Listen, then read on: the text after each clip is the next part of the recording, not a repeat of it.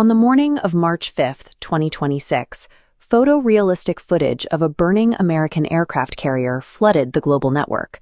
These images were synthetic, generated by artificial intelligence to simulate a strike in the Persian Gulf.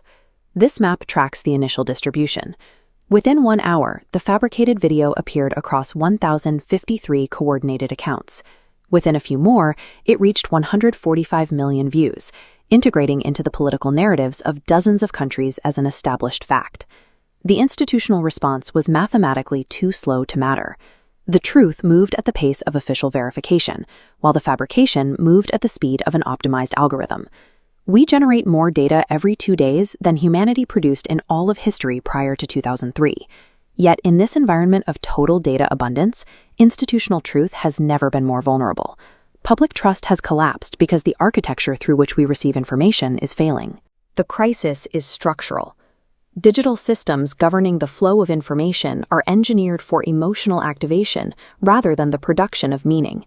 Truth cannot survive on a battlefield optimized for outrage.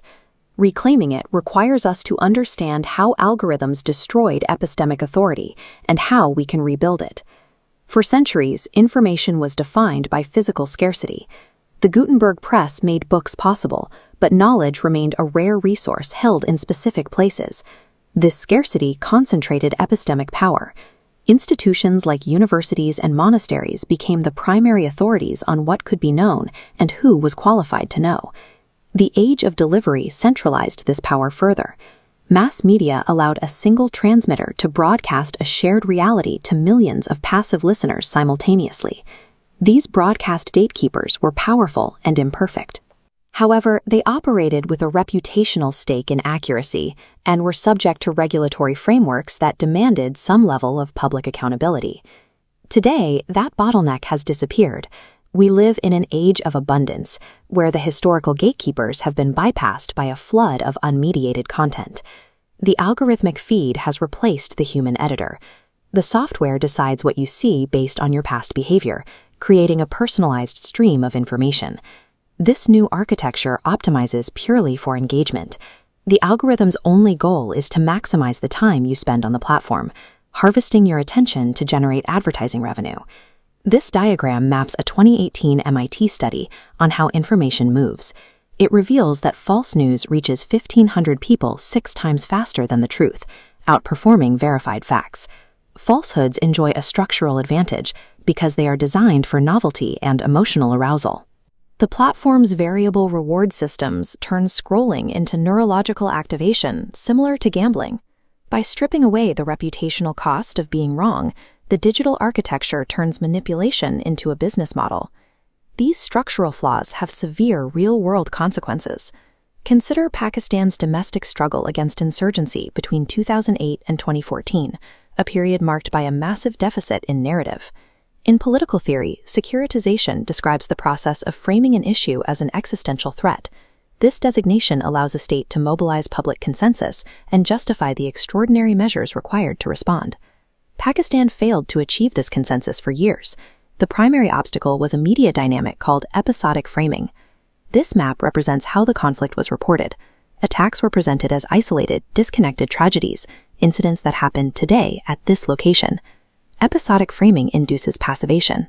It produces a state of numbed resignation rather than political action, because the public never perceives the individual events as a systemic threat.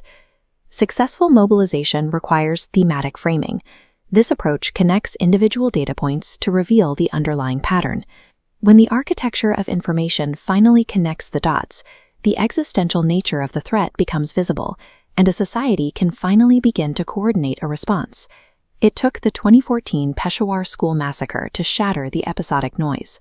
The horror of that event forced a thematic shift in public consciousness. The tragedy at APS Peshawar provided the shared reality that years of institutional communication could not. It finally gave the population a cohesive understanding. When information systems fail to link events into a systemic pattern, they paralyze a society's ability to act. Structure dictates survival. Foreign adversaries exploit the structural paralysis.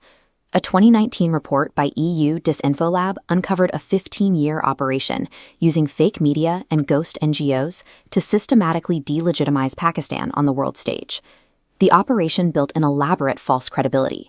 By creating hundreds of seemingly independent nodes across dozens of countries, it manufactured the appearance of a global consensus.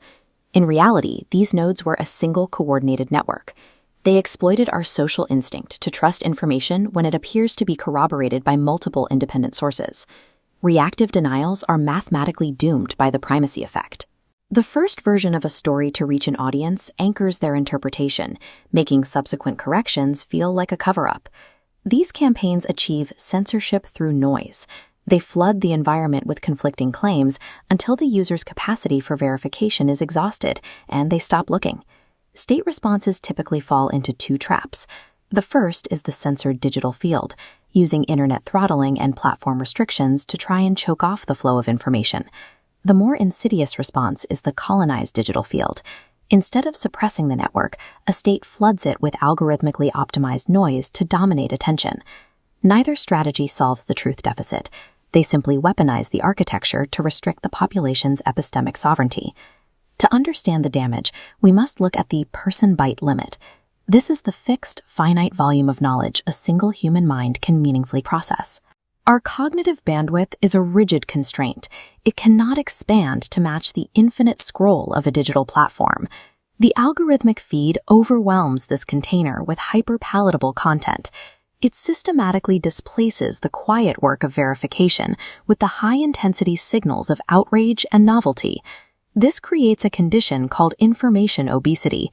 We are consuming massive amounts of content, but we lack the cognitive capacity to metabolize it into understanding.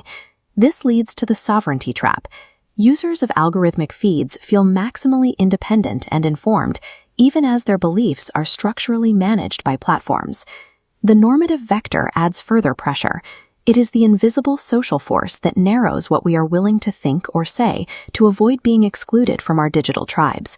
In the age of generative AI, we encounter the performance paradox. While AI can make the output of our work look better, it bypasses the difficult analytical struggle required to actually learn the material. Removing friction from the acquisition of data leaves a population epistemically malnourished. It produces an overconfident public, easily manipulated by whoever controls the feed. We have leapfrogged from information scarcity to algorithmic abundance, without building the cognitive bridges needed to survive the transition. Recovery begins with the reintroduction of friction. We must treat the arrival of emotionally charged information as a moment for deliberate, protocol-based evaluation. In cognitive terms, friction is a mechanical necessity. It provides the resistance required for our analytical processes to engage before our emotional reflexes take over. Institutional reform requires a new framework, being deep in your part, but aware of the whole. Traditional institutions are built as isolated silos. These opaque walls prevent domains from seeing how their decisions impact reality. The solution is not destroying walls, but puncturing them with windows. AI provides cross-domain awareness, allowing institutions to see the whole system while maintaining their expertise. Knowledge is no longer a scarce resource to be hoarded. It is abundant and ubiquitous, like the oxygen we breathe. Epistemic sovereignty is the cognitive discipline required to breathe clearly within a system engineered to suffocate you with noise. Reclaiming it is the hard, patient work of seeing the architecture and then building something better.